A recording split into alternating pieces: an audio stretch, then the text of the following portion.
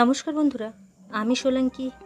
আমার নীতিমূলক গল্পের আসর ও ভৌতিক গল্পের আসরে আমার ছোট ছোট ভাই বোন এবং আমার দাদা দিদিদের আরও একবার অনেক অনেক স্বাগত।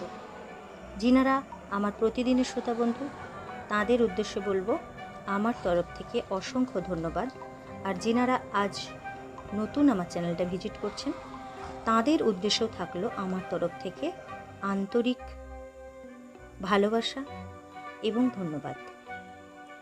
আজ আমরা আমাদের গল্পের আসরে যেই গল্পটা দেখব, হিমাদ্রি কিশোর দাশগুপ্তের লেখা 7 নম্বর খাদান।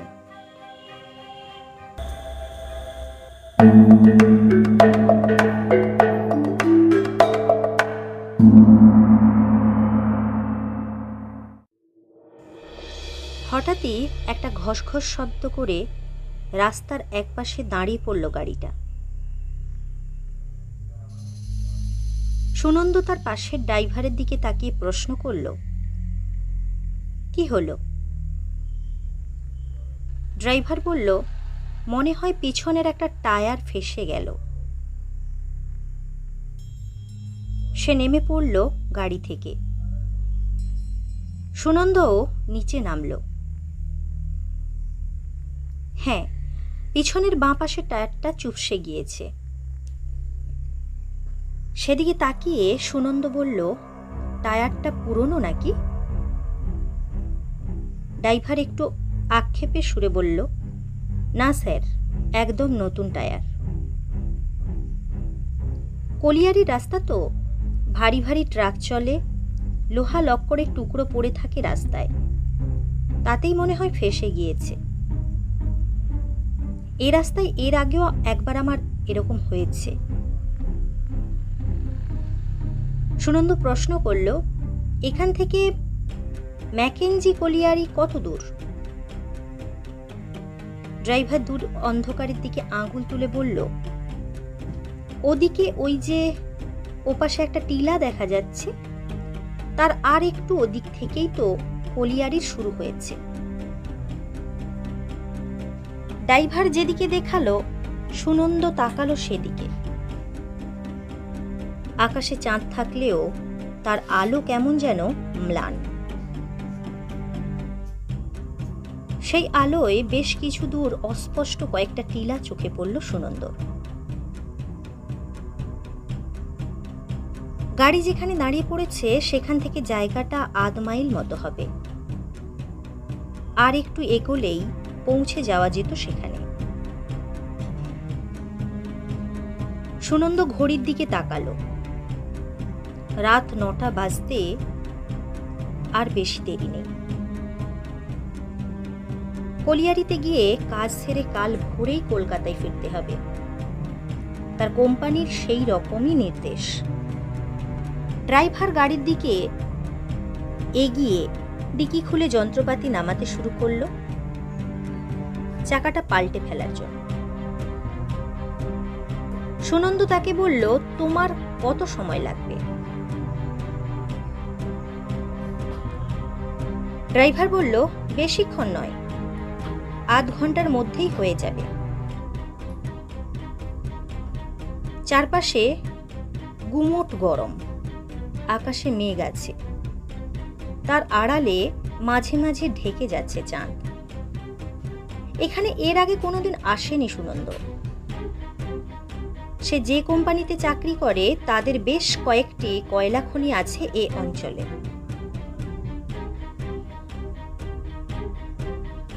কোম্পানি তাদের গাড়িতে সুনন্দকে পাঠিয়ে ম্যাকেঞ্জি খনি থেকে একটা রিপোর্ট সংগ্রহ করে হেড অফিসে জমা দেওয়ার জন্য এসেছে।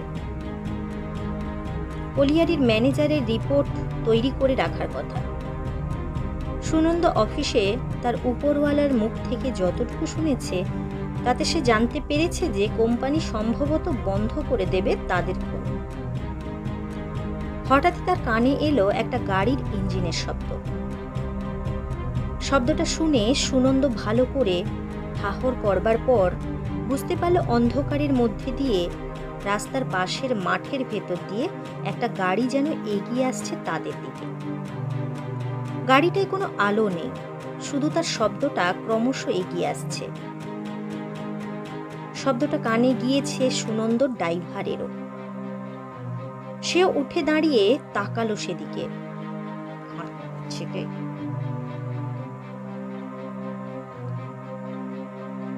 তারপর বলল, মনে হয় একটা জিপ আসছে।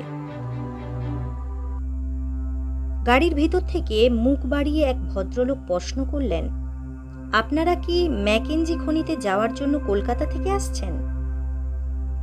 তার প্রশ্ন শুনে অবাক হয়ে গেল সুনন্দ। উত্তর দিল, হ্যাঁ, আপনি? গাড়ি থেকে নেমে পড়লেন ভদ্রলোক। তার পরনে সাদা জামা প্যান্ট। ভদ্রলোকের বয়স বছর 50 হবে। ভদ্রলোক সুনন্দকে নমস্কার করে বললেন, আমি ম্যাকেঞ্জি কলিয়ারির ম্যানেজার। কোম্পানির হেড অফিস থেকে তার পেয়েছি আপনি আসছেন। দেরি হচ্ছে দেখে আপনাকে খুঁজতে বেরিয়েছি। এই ভদ্রলোকের থেকেই সুনন্দর রিপোর্ট সংগ্রহ করার কথা। সুনন্দ ভদ্রলোকের কথা শুনে প্রতি নমস্কার জানিয়ে বললেন, আমি আগেই পৌঁছে যেতাম। আসলে দুর্গাপুরের কাছে একটা জ্যামে আটকে থাকতে হয়েছিল ঘন্টা 2। তারপর এ পর্যন্ত এসে আবার গাড়িটা পাঞ্চার হয়ে গেল। ভদ্রলোক বললেন, এত দূর আসতে রাস্তায় নিশ্চয়ই আপনার খুব ধকল গিয়েছে। এদিকে রাস্তাঘাট তো বেশ ভাঙাচোরা। কথাটা ভুল বলেননি ভদ্রলোক। শেষ মাইল 20 পথ আসতে আসতে সুনন্দর মনে হচ্ছিল ঝাঁকুনিতে তার হাড় পাঁজর যেন আলগা হয়ে যাচ্ছে। ভদ্রলোকের কথার জবাবে সুনন্দ বলল, হ্যাঁ, একটু ধকল গেল। ভদ্রলোক বললেন, আপনি বরং সামনের রাস্তাটুকু আমার জিপে চলুন। বেশিক্ষণের পথ নয়, মাত্র মিনিট 15 লাগবে। তার কথা শুনে সুনন্দ তাকালো তার ড্রাইভারের দিকে। ড্রাইভার বলল, আপনি ওর সঙ্গে চলে যান, আমি পৌঁছে যাব ওখানে। সুনন্দ ড্রাইভারকে বলল, তুমি এই অন্ধকারে রাস্তার মধ্যে গাড়ি নিয়ে একলা থাকবে নাকি? তার চেয়ে বরং গাড়িটা সারিয়ে নাও, তারপর একসঙ্গেই যাওয়া যাবে। তার কথা শেষ হওয়ার সঙ্গে সঙ্গেই সেই ভদ্রলোক বললেন, ওর জন্য আপনার চিন্তা নেই, আমি একজন লোক এখানে রেখে যাচ্ছি।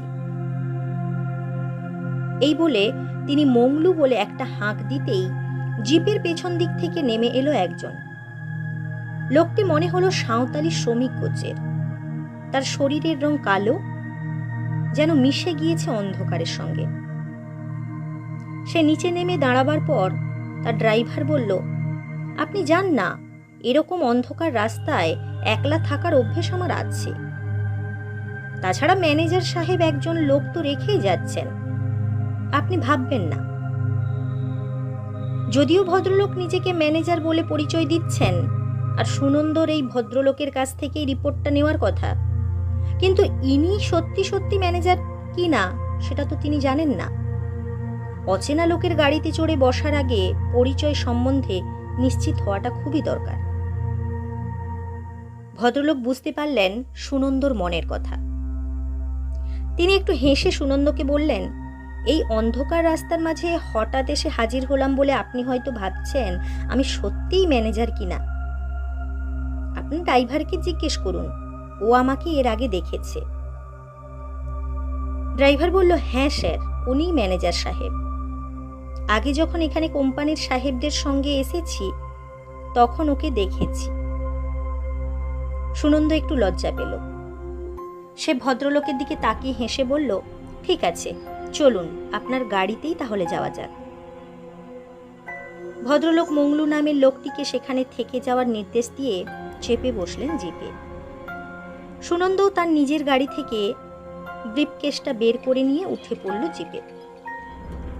ভদ্রলোক চাবি ঘুরিয়ে গাড়ির ইঞ্জিন চালু করতেই গাড়িটা গোঁ গোঁ শব্দ করে উঠল। গাড়ির মুখটা প্রথমে ঘুরে গেল, তারপর রাস্তা ধরে চলতে লাগলো। গাড়িতে হেডলাইট নেই। সুনন্দ তাই প্রশ্ন করল, লাইট ছাড়া আপনি গাড়ি চালাচ্ছেন কিভাবে? ভদ্রলোক বললেন, এ অঞ্চলের রাস্তাঘাট আমি হাতের তালুর মতো চিনি। অন্ধকারে তাই আমার কোনো অসুবিধে হয় না। সুনন্দ বলল, আপনি নিশ্চয়ই অনেক কাল আছেন এখানে? ভদ্রলোক বললেন, হ্যাঁ, অনেক দিন, তা প্রায় 30 বছর হবে। সুনন্দর হঠাৎ খেয়াল হলো ভদ্রলোকের নামটা এখনো পর্যন্ত তার জানা হয়নি। তাই বলল, আচ্ছা, আপনার নামটা কি? ভদ্রলোক বললেন, আমার নাম নীলমাধব মজুমদার। যদিও এ নামে আমাকে এখানে কেউ খুঁজে পাবে না, সকলেই আমাকে এখানে ম্যানেজার বাবু বলেই ডাকে। এ পরিচয়ের আড়ালে আমার আসল নামটাই হারিয়ে গিয়েছে। সুনন্দ কোনো কথা বলল না, বাইরের দিকে তাকিয়ে চুপচাপ বসে রইল। তার হঠাৎ চোখে পড়ল কিছুটা দূরে অন্ধকারে একটা রেখা যেন চিকচিক করছে। সুনন্দ প্রশ্ন করল, ওটা কি? গাড়ির স্টিয়ারিং ঘোরাতে ঘোরাতে নীলমাধব বললেন, ওটাই হলো দামোদর নদ, আমাদের খাদানের পাশ দিয়ে বয়ে চলেছে। খাদান কাকে বলে জানেন তো? খাদান কয়লা খনির গর্তকে বলে। সুনন্দ সেটা জানে। সে বলল, হ্যাঁ বুঝি। টিলা থেকে নামতে শুরু করলো জিপটা। নিচে নেমে কিছু দূর এগোবার পরই সুনন্দ বুঝতে পারল তারা কলিয়ারির অঞ্চলে ঢুকছে। মাঝে মাঝেই রাস্তার দুপাশে দাঁই করে রাখা আছে কয়লা। চোখে পড়ল বেশ কয়েকটা ওয়াগনও। কয়লার পাহাড়ের মধ্য দিয়ে কিছুটা এগিয়ে তারা ঢুকলো একটা রাস্তায়। তার দুপাশে খাপড়ার নিচে ছাদওয়ালা সার সার বাড়িঘর। মনে হয় শ্রমিকদের বস্তি, কিন্তু কোথাও কোনো আলো জ্বলছে না, লোকজনও চোখে পড়ছে না। মিনিট 5 চলার পর আবার বাঁক নিল গাড়ি। তারপর কয়লার স্তূপের মধ্যে দিয়ে আরো কিছুটা এগিয়ে গেল জিপটা। নীলমাধববাবু বললেন, আমরা এসে গিয়েছি। গাড়ি থেকে ব্রিফকেসটা নিয়ে নেমে পড়ল সুনন্দ। নেমে পড়লেন নীলমাধববাবুও। সামনেই দাঁড়িয়ে আছে বিরাট একটা পুরনো আমলের বাড়ি। বাড়িটা দেখে সুনন্দর ধারণা হলো ভালো করে পরিচর্যা করা হয় না। বেশ কিছু ঝোপ জঙ্গল জন্মে গিয়েছে বাড়ির চারপাশে। গাড়ি থেকে নেমে বাড়ির দিকে এগোতে এগোতে নীলমাধববাবু বললেন, সাহেবরা যখন প্রথম এখানে এসে খনি ব্যবসা চালু করে তখন এটাই ছিল খনির অফিস বাড়ি। এখন অবশ্য কয়েক বছর ধরে নতুন অফিস বাড়ি তৈরি হয়েছে 3 নম্বর খাদানের কাছে। সুনন্দ প্রশ্ন করল, তাহলে এ বাড়িটা? সদর দরজার তালাটা খুলতে খুলতে নীলমাধববাবু বললেন, আমি এই বাড়িটাই থাকি। আপনি একলা থাকেন এখানে? আপনার ফ্যামিলি? ভদ্রলোক বললেন, সারা জীবন এই কয়লা খনির শ্রমিকদের সঙ্গে কাজ করতে করতেই সময় কেটে গেল। বিয়ে থার আমার করা হয়নি। তাই বলতে পারেন ঠিক ফ্যামিলি বলতে যা বোঝায় তা হলো এরাই, এই খাদানের শ্রমিকরা। বাড়ির ভিতরটা অন্ধকার। দরজা খোলার পর নীলমাধববাবু পিছন পিছন সুনন্দ একটা ঘর পেরিয়ে ঢুকলো আর একটা ঘরের মধ্যে। ঘরে ঢোকার পর একটা লণ্ঠন জ্বালালেন।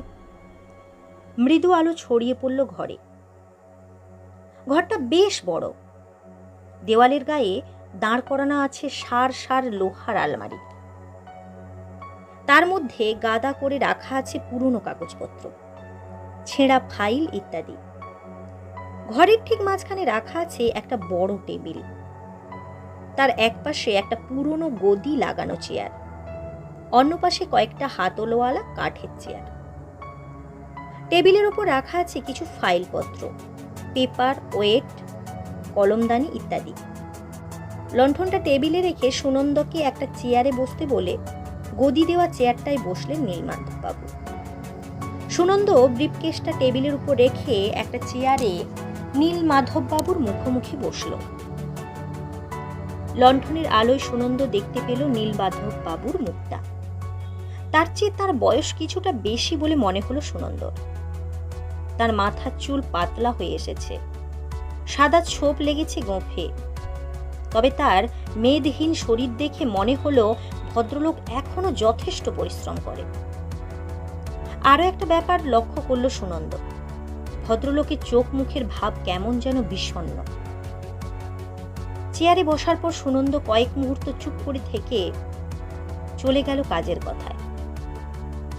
নীলমাধব বাবুকে বলল, যে রিপোর্টটা আমার হাতে আপনার দেওয়ার কথা সেটা তৈরি তো?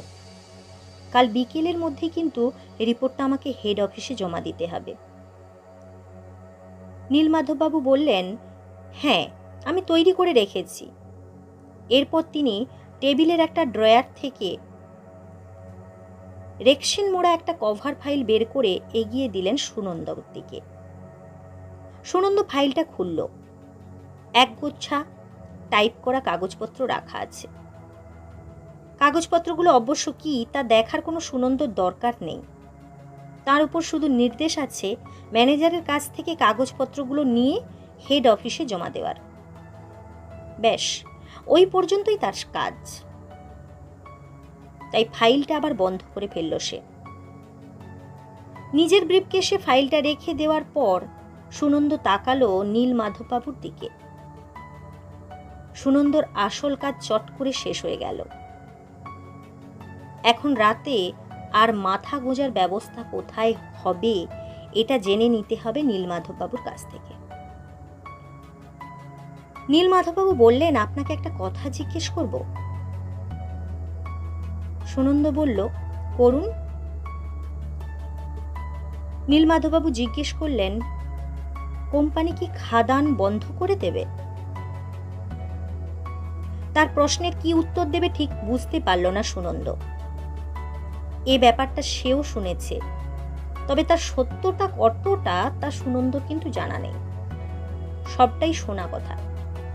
তাই বলল, কি জানি, সবই তো মালিকদের ব্যাপার। নীলমাধব বাবু বিষণ্ণ হেসে বললেন, আমি কিন্তু বুঝতে পারছি খাদান বন্ধ হয়ে যাবে, সেজন্যই রিপোর্টটা চেয়ে পাঠিয়েছে ওরা। একটু থেমে নীলমাধব বাবু প্রশ্ন করলেন, আচ্ছা বলতে পারেন, খাদান যদি সত্যি সত্যি বন্ধ হয়ে যায় তাহলে শ্রমিকদের কি হবে? এখানকার মাটি তো কালো পাথর, দিনের বেলায় বাতাস আগুন ছড়ায়, চাষবাস হয় না। খাদানের পারিশ্রমিকের উপর নির্ভর করেই বেঁচে আছে মানুষগুলো। কি হবে ওদের? কথাগুলো অন্ধকার রাস্তায় দাঁড়িয়েও মনে এসেছিল সুনন্দর। সে বলল, আপনি ওদের কথা খুব ভাবেন, তাই না? নীলমাধববাবু বললেন, হ্যাঁ, ওরাই তো আমার সবকিছু, ওদের নিয়েই তো জীবনটা কাটিয়ে দিলাম। সুনন্দ চুপ করে রইল। এ প্রসঙ্গে আর কিছু আলোচনা করা উচিত কিনা বুঝে উঠতে পারল না। আবার মুখ খুললেন নীলমাধববাবু। সুনন্দর দিকে তাকিয়ে বললেন, আপনি আমার একটা কাজ করে দেবেন? তার গলায় অনুরোধের স্পষ্ট সুর বুঝতে পারল সুনন্দ। জিজ্ঞেস করল, বলুন, সম্ভব হলে করব। নীলমাধববাবু বললেন, একটা কাগজ আপনাকে পৌঁছে দিতে হবে হেড অফিসে। একটা ক্ষতিপূরণের ব্যাপার আছে। খাদান বন্ধ হয়ে যাওয়ার আগে যদি কাগজটা হেড অফিসে পৌঁছানো যায় তাহলে কিছু গরিব মানুষ আর কটা দিন হয়তো বাঁচতে পারবে। সুনন্দ বলল, ঠিক আছে, কাগজটা আপনার নাম করে হেড অফিসে আমি জমা দিয়ে দেব। তার কথা শুনে ম্লান হাসি ফুটে উঠল নীলমাধববাবুর মুখে। তিনি বললেন, ধন্যবাদ, খুব উপকার করবেন আপনি, কিন্তু কাগজটা তো এখানে নেই, অন্য জায়গায় আছে। আপনি কোনোদিন খাদান দেখেছেন? সুনন্দ বলল, না। নীলমাধববাবু বললেন, দেখবেন নাকি খাদান? আপনাকে যে কাগজটা দেব সেটা 7 নম্বর খাদানের ভিতর রাখা আছে। চলুন, আপনার খাদান দেখাও হবে আর একা একা বসে থাকতেও হবে না। সুনন্দ অবাক হয়ে বলল, রাতেও খাদানে কাজ হয় নাকি? নীলমাধববাবু বললেন, সব সময় না হলেও কোনো কোনো সময় হয়।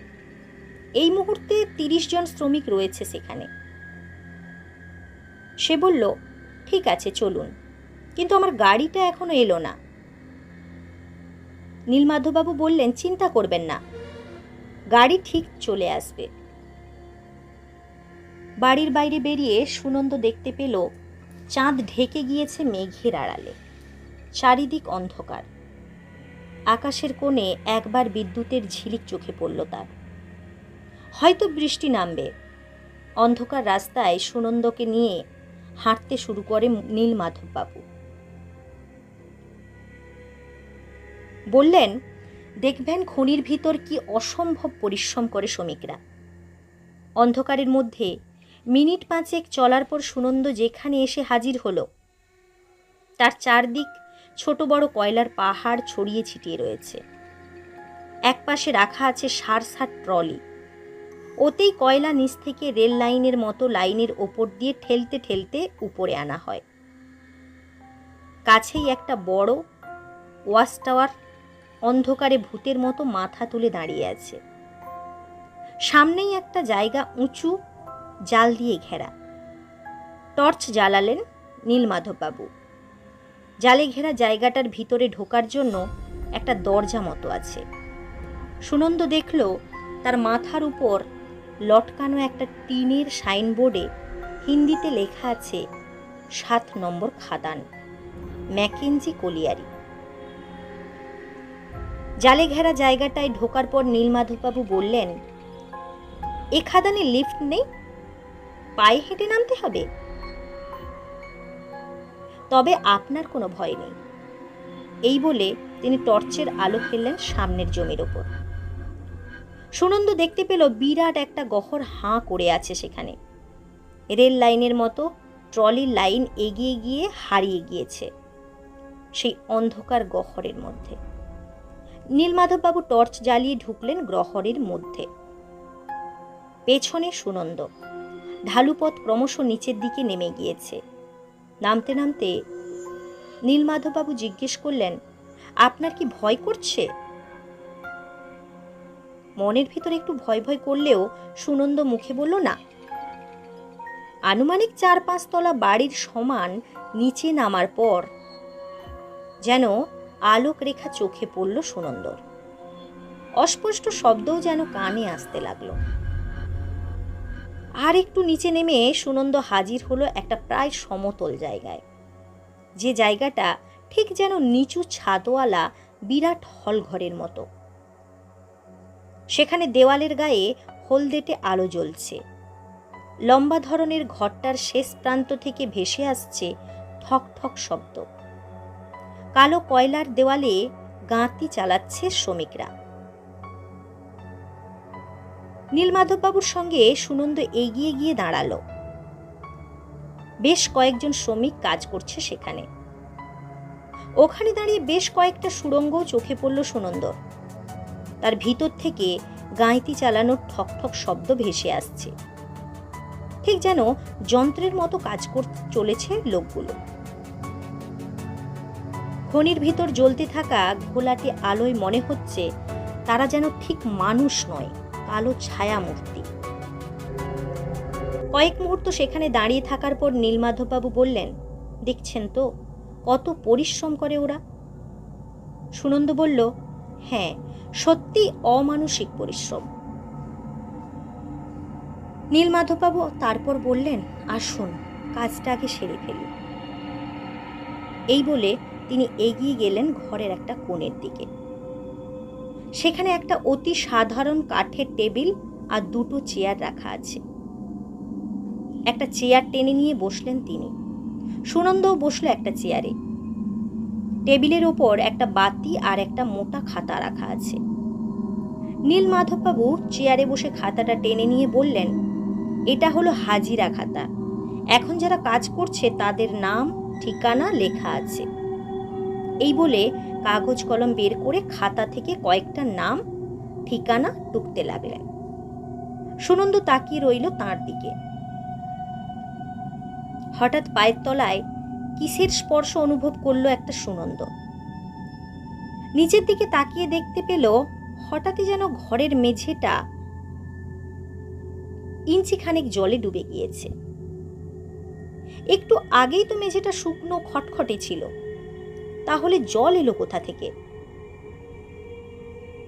পাটা একটু উঠিয়ে বসল সুনন্দ। এক মনে লিখে চলেছেন নীলমাধব বাবু। কয়েক মুহূর্ত পরই সুনন্দর মনে হলো আবার যেন জল ছুঁয়ে যাচ্ছে তার পা। হ্যাঁ, সত্যিই জল যেন কয়েক মুহূর্তের মধ্যেই আরও 1 ইঞ্চি উপরে উঠে এসেছে। নীলমাধববাবুর কোনো ভাবান্তরই নেই। সুনন্দ দেখতে পেল টেবিলের নিচে নীলমাধববাবুর গোড়ালি পর্যন্ত জলে ডুবে গিয়েছে। এবার সে বাধ্য হয়েই নীলমাধববাবুকে বলল, এ কি, এত জল কোথা থেকে এলো? আমার পা তো ভিজে যাচ্ছে।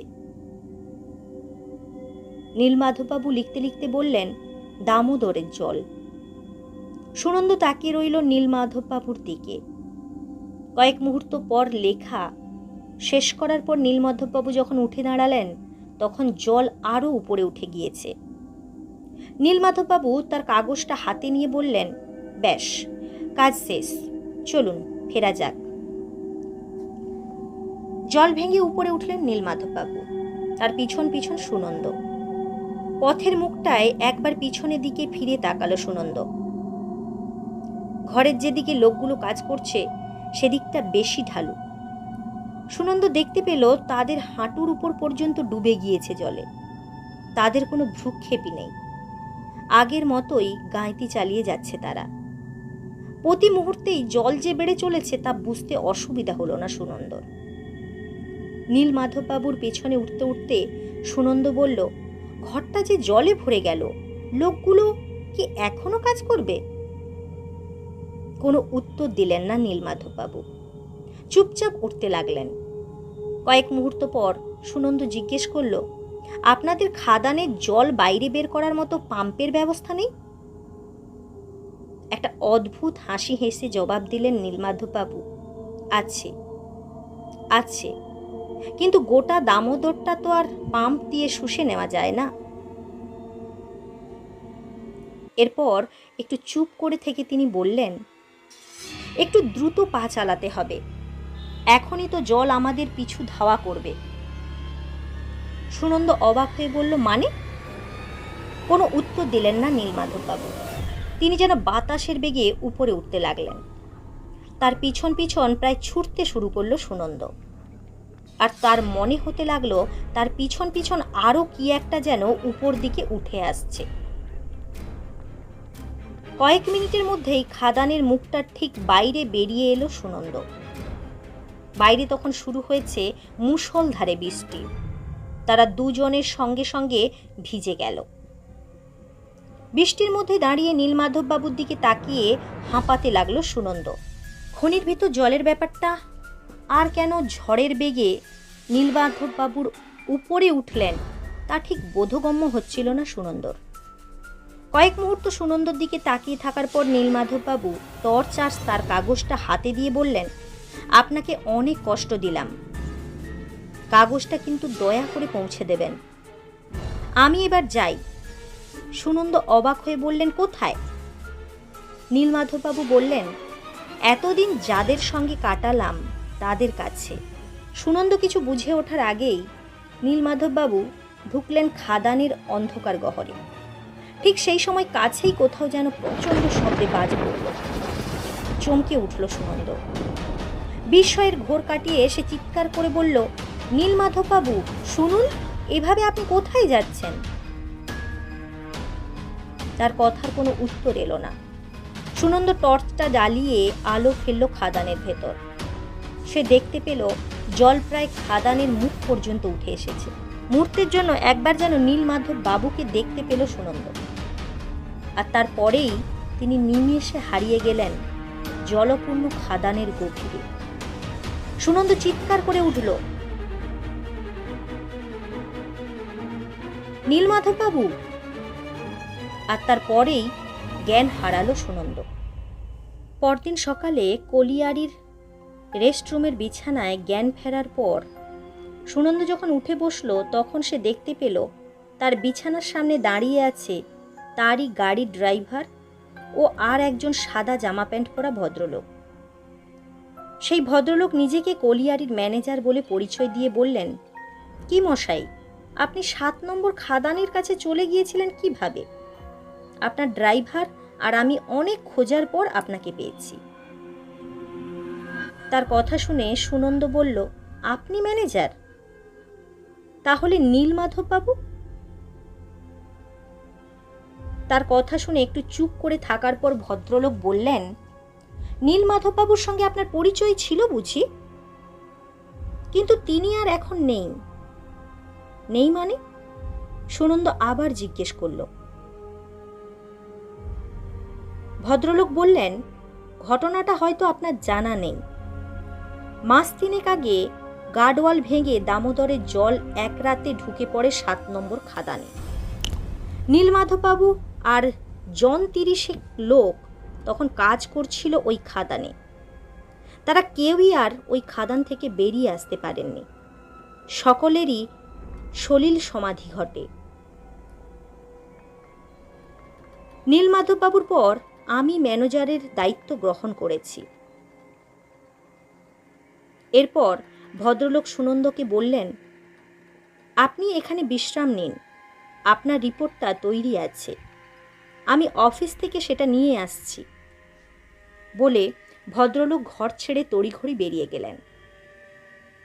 কয়েক মুহূর্ত চুপচাপ বিছানায় বসে থাকার পর সুনন্দর সামনে দাঁড়িয়ে থাকা তার ড্রাইভারকে জিজ্ঞেস করল, মংলু বলে যে লোকটা কাল রাতে ম্যানেজার বাবুর গাড়ি থেকে তোমার কাছে নামিয়ে দিয়েছিলেন, সে কোথায় গেল? আপনারা চলে যাওয়ার পর তার দেখা আমি আর পাইনি, বলল ড্রাইভার। এরপর সে পকেট থেকে একটা কাগজ বের করে সুনন্দর দিকে এগিয়ে দিয়ে বলল, এই কাগজটা নিন, আপনার হাতে ছিল কাগজটা। কাগজটা হাতে নিয়ে সেটা খুলল সুনন্দ। তার মধ্যে লেখা আছে একটা নামের তালিকা। সে তালিকার মধ্যে মংলু বলেও একটা নাম আছে, আর তালিকার নিচে আছে একটা সই, Nilmadhab Majumdar, manager, McKenzie colliery. কাগজটা যত্ন করে পকেটে রেখে দিল সুনন্দ। এ কাগজটা তাকে হেড অফিসে জমা দিতেই হবে।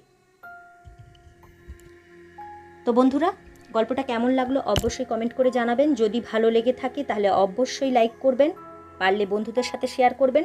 আর যারা নতুন বন্ধু তাদের উদ্দেশ্যে বলবো, যদি গল্প ভালো লেগে থাকে এবং এইরূপ গল্প আপনারা পেতে চান তাহলে অবশ্যই আমার চ্যানেলটাকে সাবস্ক্রাইব করে আমার পাশে থাকবেন আর আমাকে সাপোর্ট করবেন।